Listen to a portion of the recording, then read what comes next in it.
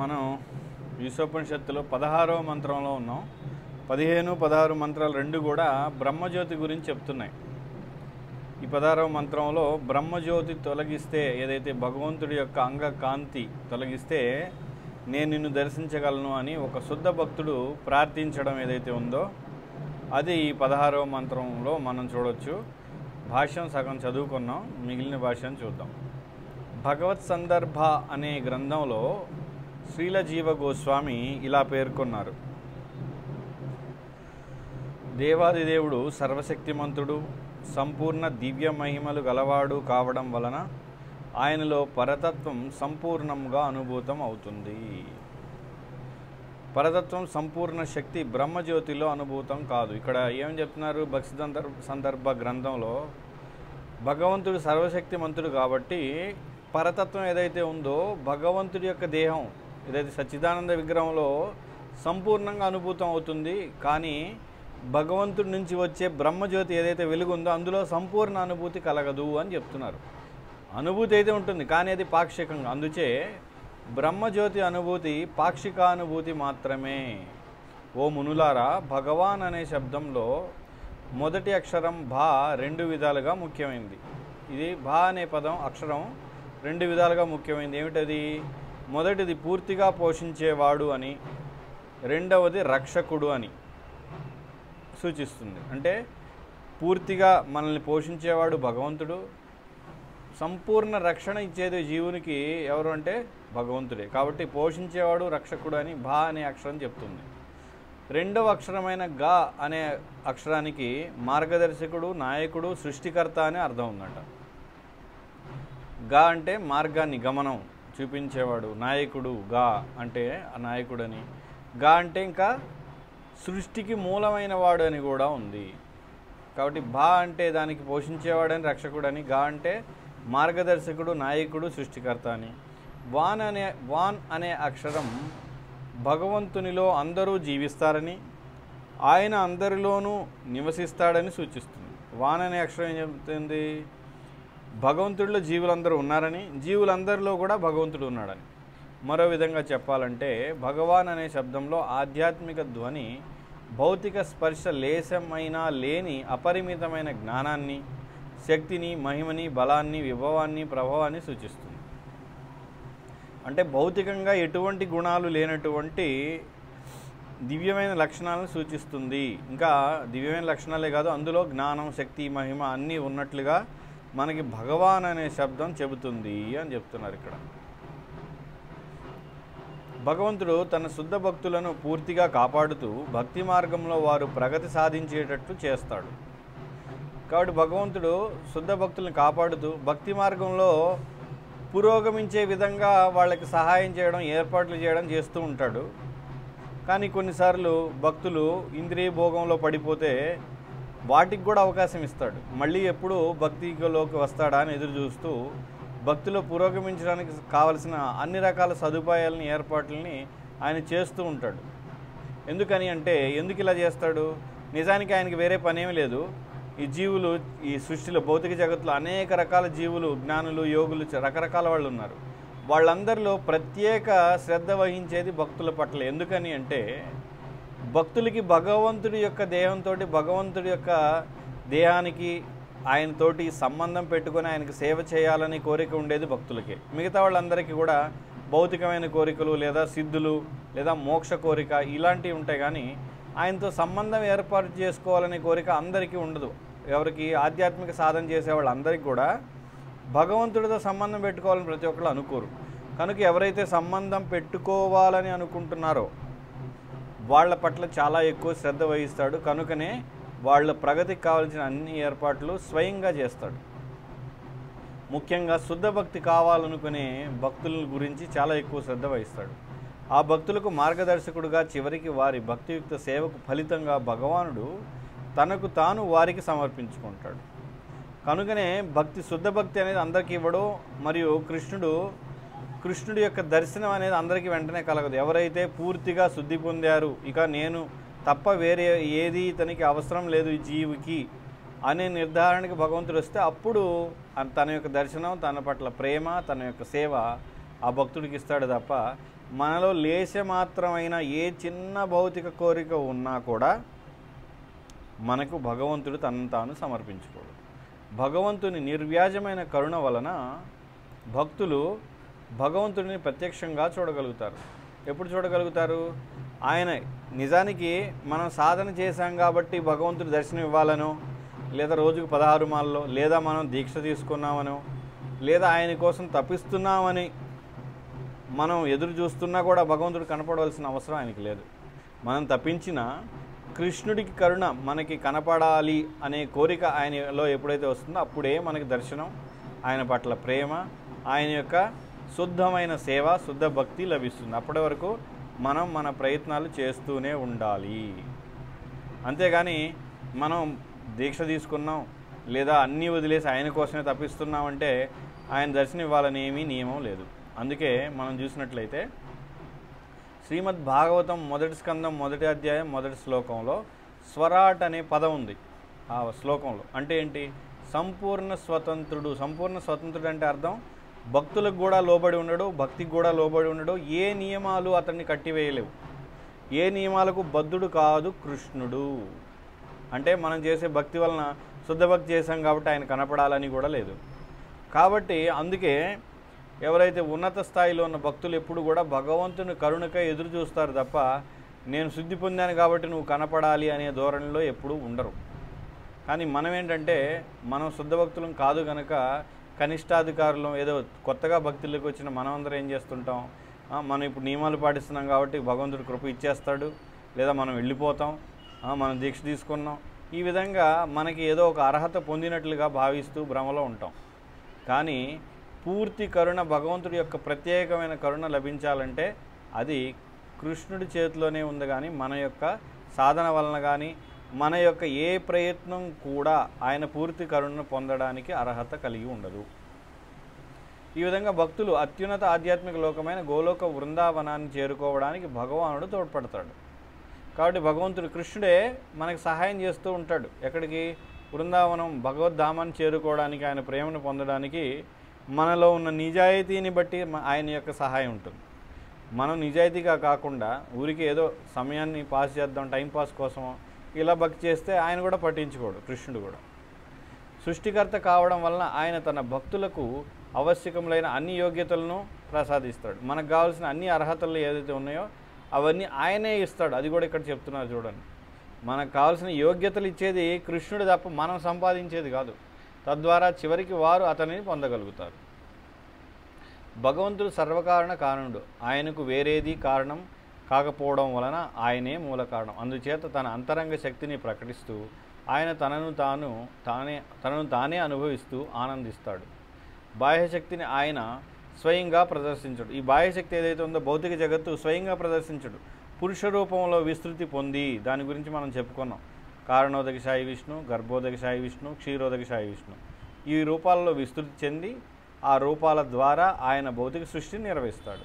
అలాంటి విస్తరణ ద్వారానే ఆయన జగత్తుకు సృష్టి స్థితి లయకారకుడు అవుతున్నాడు. అంతేగాని నేరుగా కృష్ణుడే సృష్టి చేయడం, కృష్ణుడే వచ్చి లయం చేయడం ఇవన్నీ చేయట్లేదు. సృష్టి స్థితి లయ ఇవన్నీ కూడా విష్ణు, బ్రహ్మ, మహేశ్వరుల ద్వారా, ఇంకా ఆయన యొక్క విస్తృత రూపాలైన కారణోదక సాయి, గర్భోదక సాయి, క్షీరోదక సాయి విష్ణు రూపాలలో ఆయన చేస్తున్నాడు తప్ప నేరుగా కృష్ణుడే వచ్చి చేయడం లేదు. ఎందుకని? కృష్ణుడు ఎప్పుడు కూడా వేణువుతోటి, గోపికలతోటి, గోపబాలులతోటి, ఆ యొక్క గోవులతోటి బృందావనంలో ఆయన లీలలు కొనసాగుతూనే ఉంటాయి. అవి ఎప్పటికి కూడా ఆగిపోవడం ఉండదు.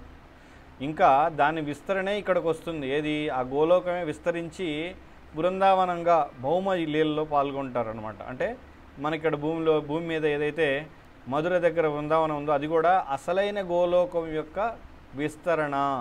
దీన్ని మనం ఎలా అర్థం చేసుకోవచ్చు? అసలైన గోలోకం యొక్క విస్తరణ అంటే ఇప్పుడు అమెరికన్ ఎంబసీ అని అంటాం మనం భారతదేశంలో. ఢిల్లీ, బొంబాయిలో అమెరికా యొక్క ఎంబసీ అంటే అమెరికా కార్యాలయం ఉంటుంది. అయితే భారతదేశంలో ఏదైతే అమెరికా వారి కార్యాలయం ఉందో బొంబాయిలో, ఢిల్లీలో లేదా కలకత్తాలో, ఆ కార్యాలయాలన్నీ అక్కడ నియమాలు అమెరికాలో ఉన్న నియమాలే అక్కడ వర్తిస్తాయి. అక్కడ ఉన్న 4 ఎకరాలు కానీ 10 ఎకరాలు కానీ ఆ స్థలం ఏదైతే ఉందో ఆ 10 ఎకరాల స్థలం అమెరికా వాళ్ళకి చెందిన దానిలాగానే, అంటే అక్కడ నియమాలన్నీ వాళ్ళవే ఉంటాయి ఆ స్థలం లోపల. అదేవిధంగా భారతదేశానికి చెందినటువంటి ఎంబసీ ఏదైతే అమెరికాలో ఉందో అమెరికాలో ఉన్న భారతదేశానికి సంబంధించిన ఎంబసీ అంటే కార్యాలయం, ఆ కార్యాలయంలో నియమాలన్నీ భారతదేశానికి సంబంధించిన నియమాలే వర్తిస్తాయి.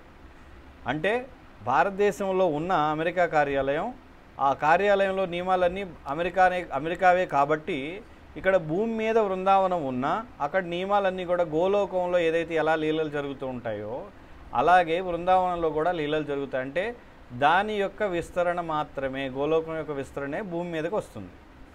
ఏ విధంగా అయితే అమెరికా విస్తరణ భారతదేశంలో ఉందో కార్యాలయం రూపంలో అలాగా. వారిలో కొందరు భగవంతునిగా ఉండాలని కోరుకొని, ఎవరు? జీవులు అన్నీ కూడా విభిన్న విస్తరణలే, భగవంతుడి యొక్క విభిన్న అంశాలు ఉండాలని కోరుకొని పరమపురుషుని అనుకరిస్తారు. ఎవరు? జీవులు. కొంతమంది కృష్ణుని అనుకరిస్తూ ఉంటారు. ప్రకృతిపై అధికారం చలాయించే వారి ప్రవృత్తిని తృప్తిపరిచే ఉద్దేశంతో జగత్ సృష్టిలోనికి వారు ప్రవేశించడానికి భగవంతుడు అంగీకరిస్తాడు. వాళ్ళు ఇందులోకి వచ్చి వాళ్ళ అధికారం చలాయించి, ప్రకృతిపై అధికారం చలాయించి వాళ్ళే పురుషులుగా చలాయించడానికి అంటే ప్రయత్నించడానికి అవకాశం భగవంతుడు ఇస్తాడు. ఆ స్వామి అంశభూతులైన జీవుల ఉనికి వలన ఈ దృశ్యమాన భౌతిక జగత్తులో క్రియలు ప్రతిక్రియలు కనిపిస్తూ ఉన్నాయి. కాబట్టి ఈ దృశ్యమాన జగత్తులో మనకు కనపడే దాంట్లో క్రియా ప్రతిక్రియలన్నిటికీ కారణం ఏంటంటే ఆ జీవులే.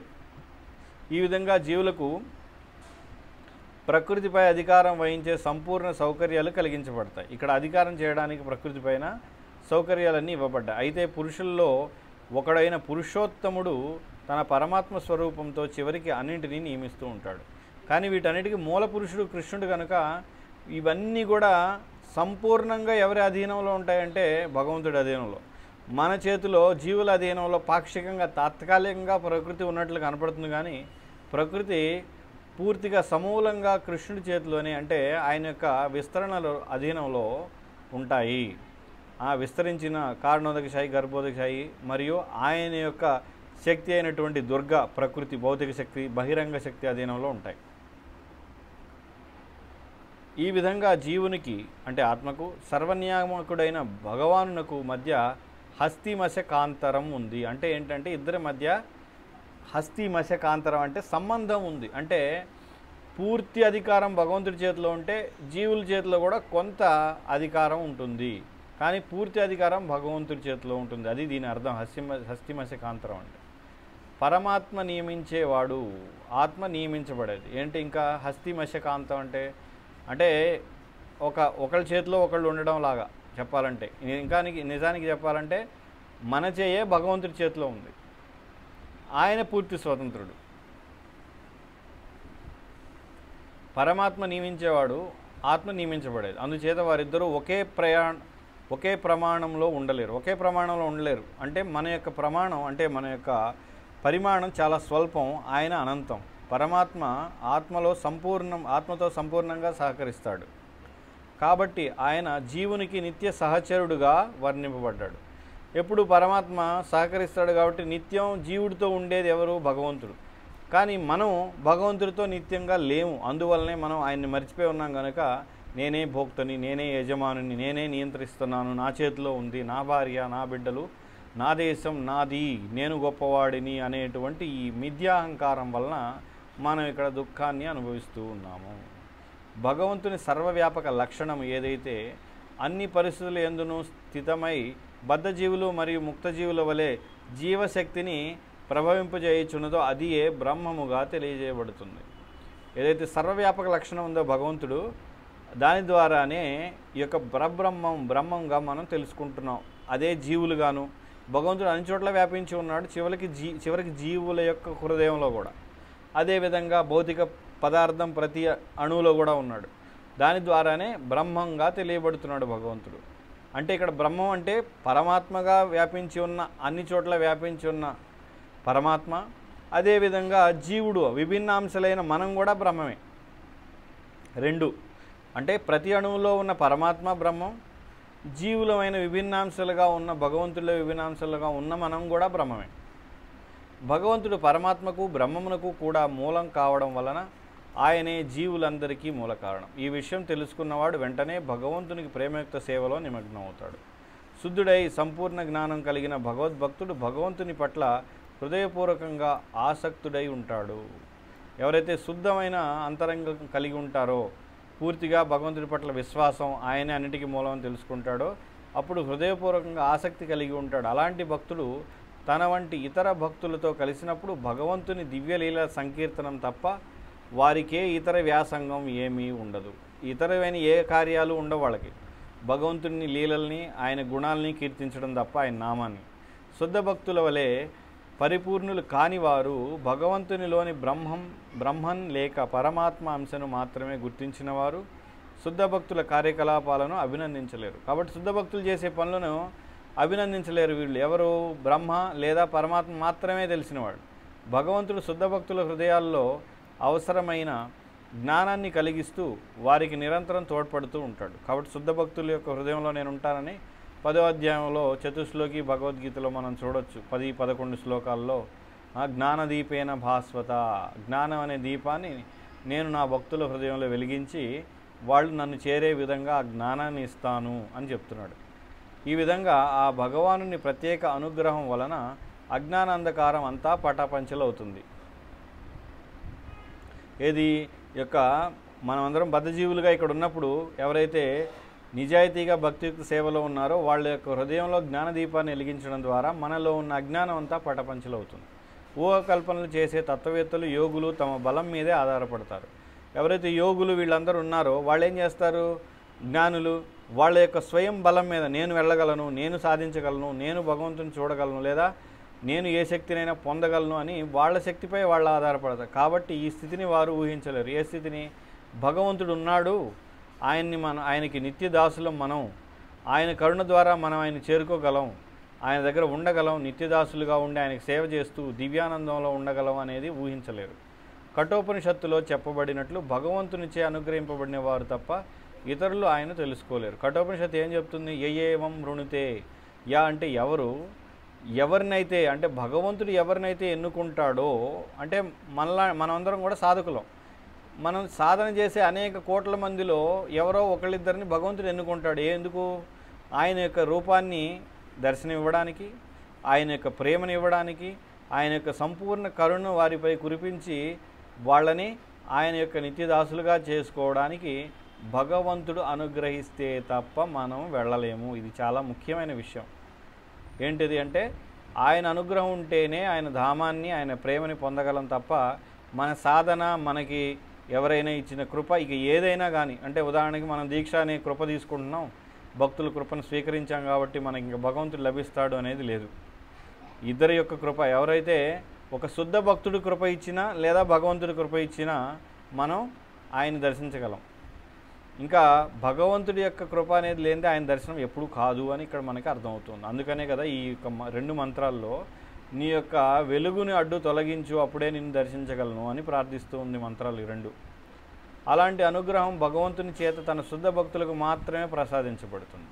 శ్రీ ఈశోపనిషత్తు ఈ విధంగా బ్రహ్మజ్యోతికి అతీతమైన భగవద్ అనుగ్రహాన్ని వర్ణిస్తూ ఉంది. ఈ బ్రహ్మజ్యోతికి అతీతంగా ఏదైతే ఉందో భగవంతుడి యొక్క దివ్య రూపాన్ని దర్శించడం, ఆయన ప్రేమించడం, సేవించడం అనేది ఈ 2 మంత్రాల్లో మనకి తెలియజేయబడ్డాయి. హరే కృష్ణ. ఎవరికైనా ఏమైనా సందేహాలు, సూచనలు, ప్రశ్నలు? భగవంతుడు భక్తుడికి కావాల్సిన ఏర్పాటు చేస్తాడు, ఆయన కాపాడుతాడు అనేసి కొన్ని మనం చూస్తూ ఉంటాం. భక్తి బాగా చేసిన వాళ్ళు అంటే అనుకోకుండా వాటిలో కొంచెం అనారోగ్యం పోవడం, లేకపోతే యాక్సిడెంట్లు అయిపోవడం, ఇలాంటివి కొంచెం చూస్తూ ఉంటాం మనం. అంటే ప్రొటెక్షన్ ఇవ్వడం అంటే వాళ్ళు నెక్స్ట్ అంటే భక్తి వరకు వాళ్ళకి ఇస్తారనమాట. మిగతా అంతా వాళ్ళకి సరుకు వెళ్ళిపోతుంటుంది. అలా తీసుకోవడం. ఇక్కడ మీ ప్రశ్నే అర్థమైంది. కొంతమంది సాధకులు ఉంటారు కదా, వాళ్ళు కొన్నిసార్లు యాక్సిడెంట్లు అవ్వడం లేదా రోగం వచ్చిపోవడం ఇలాంటివి జరుగుతూ ఉంటాయని. అయితే ఇవన్నీ మన కళ్ళకి అలా అనిపిస్తుంది, ఏంటి అవి జరుగుతున్నాయని. కానీ ఆ సాధకుడు యొక్క నిజాయితీని బట్టి, భక్తి తీవ్రతను బట్టి భగవంతుడు ఎప్పుడూ కూడా వాళ్ళకి కావాల్సిన ఏర్పాట్లు చేస్తూ ఉంటాడు. అదే ఇక్కడ మనం గమనించాల్సింది. ఏంటంటే ఏ యథామాం ప్రపద్యతే అని కృష్ణుడు చెప్తున్నాడు. ఎవరు ఏ విధంగా నన్ను ఆశ్రయిస్తే, మన కళ్ళకి మనమేమనుకుంటాం, అరే తను చాలా మంచి భక్తుడు, కానీ అది భగవంతుడి ప్రేమ పొందగలిగేంత మంచి భక్తి కాకపోవచ్చు, అది అంత స్థాయిలో భక్తి లేకపోవచ్చు ఆ భక్తుల్లో. కాబట్టి అతని కర్మను కూడా అనుభవించుతూ ఉండొచ్చు. లేదా కృష్ణుడి ఏర్పాటు వల్లనే రోగం అనే కారణంతో అతడు శరీరం వదిలేయచ్చు. మనకు తెలియదు. మనం ఏమనుకుంటున్నాం అంటే రోగం వస్తే అది మంచి మరణం కాదని ఇట్లా ఏవేవో అనుకుంటున్నాం. కానీ భగవంతుడికి తెలుసు ఎవరు ఎలాగా తన దగ్గరికి తీసుకెళ్ళాలి, ఎవరిని ఏ పరిస్థితిలో ఉంచాలి అనేది. భగవంతుడి అనుగ్రహాన్ని పొందాలంటే మనం ఎప్పటికీ పొందలేమని మనకి అర్థమవుతుంది. భగవంతుడి అనుగ్రహం ద్వారానే ఆయన అనుగ్రహిస్తేనే మనం ఏదైనా బయటపడగలమని అర్థమవుతుంది. మరి మనంతటి మనం ఎప్పటికీ పొందలేమా, లేదంటే మనంతటి మనం పొందొచ్చా భగవంతుడి అనుగ్రహాన్ని ఎలా చేస్తే మనం పొందగలం? మన అర్హత మన సాధన ద్వారా పొందలేము. కానీ అలా అని మనం ఏమీ చేయకుండా కూర్చుంటే ఎప్పటికీ పొందాం. కానీ మనం ప్రయత్నం చేస్తూ ఉండడం వలన మన ప్రయత్నాన్ని చూసిన భగవంతుడు ఏ రోజైనా అనుగ్రహించి మనకి కృప ఇస్తే అప్పుడు మనం ఆయన కృపని పొందగలం. కాబట్టి మనం సాధన చేయాలి. తీవ్రంగా చేస్తూ ఉంటే ఆ సాధన ఏదో ఒక రోజు చూసి ఆయన కటాక్షం మనపై పడినప్పుడు, కృప పడినప్పుడు అప్పుడు మనం ఆయన అర్థం చేసుకోగలం. సరే అయితే శ్రీ ఈశోపనిషత్ కీ జై, శ్రీల ప్రభుపాద్ కీ జై.